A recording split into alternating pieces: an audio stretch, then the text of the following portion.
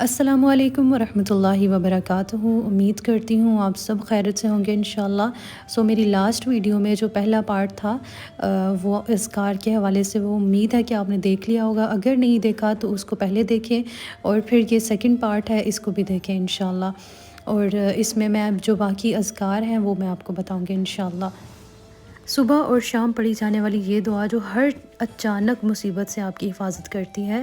حضرت عثمان بن عفان رضی اللہ عنہ سے روایت ہے کہ جو شخص اسے صبح پڑھ لیتا ہے 3 مرتبہ وہ شام تک کوئی اچانک مصیبت اس پر نہیں آتی، اور جو صبح اس کو پڑھ لیتا ہے 3 مرتبہ اس پر شام تک کوئی اچانک مصیبت نہیں آتی۔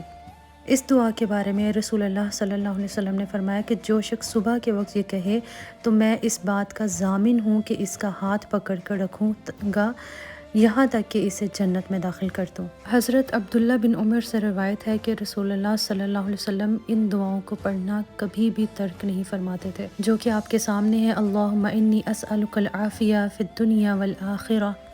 ہم اللہ تعالیٰ سے سوال کرتے ہیں عافیت کا دنیا اور آخرت میں۔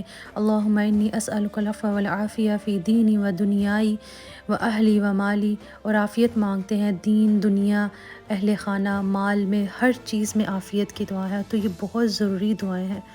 اس دعا کے بارے میں روایت ہے، ابو بکر صدیق رضی اللہ عنہ نے عرض کی، اے اللہ کے رسول، مجھے کچھ سکھائیں جو میں کہا کروں جب صبح کروں اور شام کروں۔ آپ صلی اللہ علیہ وسلم نے فرمایا، اے ابو بکر، کہو اللہم فاطر السماوات والارض عالم الغیب والشہادہ لا الہ الا انت رب کل شیء وملکہ اعوذ بک من شر نفسی ومن شر الشیطان وشرکہ وان اقترف علی نفسی سوءا او وجرہ الی مسلم۔ اے اللہ، آسمانوں اور زمین کے پیدا کرنے والے، چھپے اور کھلے کے جاننے والے، تیرے سوا کوئی معبود نہیں، تو ہر چیز کا رب اور اس کا مالک ہے۔ میں تیری پناہ چاہتی ہوں اپنے نفس کے شر سے، اور شیطان کے اور اس کے شرک کے شر سے، اور یہ کہ میں اپنی جان کو کسی برائی میں ملوث کروں اور کسی دوسرے مسلمان کو اس کی طرف مائل کروں۔ آپ کو اس کا ترجمہ سن کے لگ رہا ہے کہ ہمیں یہ دعا مانگنی چاہیے؟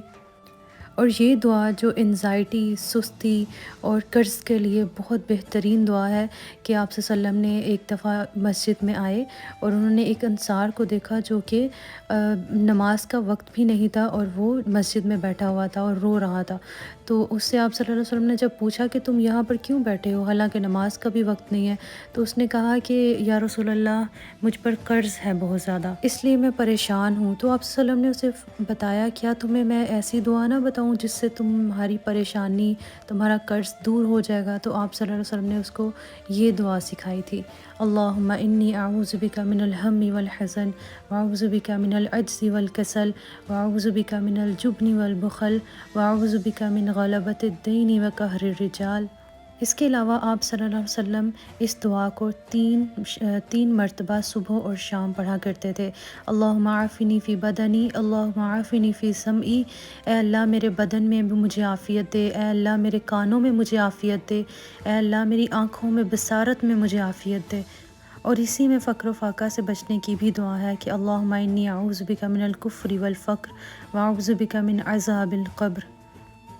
اس کے علاوہ اس دعا کے بارے میں روایت ہے ابو ہریرہ رضی اللہ عنہ سے کہ ایک شخص نبی صلی اللہ علیہ وسلم کے پاس آیا اور کہا، یا رسول اللہ، کل رات بچھو کاٹنے سے مجھے بہت تکلیف ہوئی۔ آپ صلی اللہ علیہ وسلم نے فرمایا کہ اگر تو شام کو یہ کہہ لیتا، اعوذ بکلمات اللہ التامات من شر ما خلق، یعنی میں پناہ مانگتا ہوں اللہ کے تمام کلمات کے ساتھ ہر اس چیز کے شر سے جو اس نے پیدا کی، تو تجھے نقصان نہ ہوتا یا وہ چیز تجھے تکلیف نہ دیتی۔ اس کے علاوہ ایک سب سے خوبصورت ذکر جو ابو عیاش رضی اللہ عنہ روایت کرتے ہیں کہ رسول اللہ صلی اللہ علیہ وسلم نے فرمایا، جو شخص صبح کے وقت یہ کہہ لے، لا الہ الا اللہ وحدہ لا شریک لہ لہ الملک ولہ الحمد وہو علی کل شیء قدیر، تو اسے اولاد اسماعیل میں سے ایک غلام آزاد کرنے کا ثواب ہوگا، اور اس کے لیے 10 نیکیاں لکھی جائیں گی، اور اس سے 10 غلطیاں مٹائی جائیں گی، اس کے 10 درجات بلند کیے جائیں گے، اور شام کے لیے شیطان سے حفاظت میں رہے گا۔ تو ہمیں ان اذکار کو اپنی لائف میں ایڈ کرنے کی بہت زیادہ ضرورت ہے۔ ہم جس طرح شیاطین کے شر سے اور بچنا چاہتے ہیں تو ان اذکار کو لازم پڑھیں، اپنی لائف میں ضرور ایڈ کریں۔ اور یہ ایپ ہے جس سے میں یہ اذکار پڑھ لیتی ہوں، ویسے تو مجھے یاد ہے تو میں خود ہی پڑھ لیتی ہوں، لیکن آپ سب کے لیے یہ ایپ کہ اگر آپ کو یاد نہیں ہے تو ابھی آپ ان کو اس میں پڑھ لیا کریں انشاءاللہ۔ اس میں انگلش ٹرانسلیشن ہے، لیکن اگر آپ کو اس کے علاوہ کہیں اور سے اردو ٹرانسلیشن میں کوئی ایپ PDF کچھ بھی ملتا ہے تو آپ اس میں اس کو یاد کر لیں۔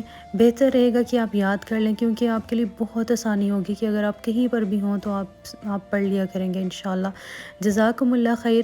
اس خیر کو دوسروں تک بھی ضرور شیئر کیجیے گا انشاءاللہ، تاکہ دوسرے بھی اس سے فائدہ اٹھا سکیں۔ اور لاسٹ پہ میں معذرت چاہوں گی کہ میری اس ویڈیو میں تھوڑی سی دیر ہو گئی آپ تک پہنچنے میں۔ اللہ تعالیٰ مجھ سے یہ قبول فرمائے۔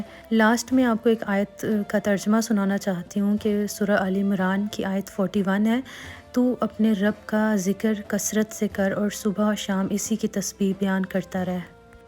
السلام علیکم ورحمۃ اللہ وبرکاتہ۔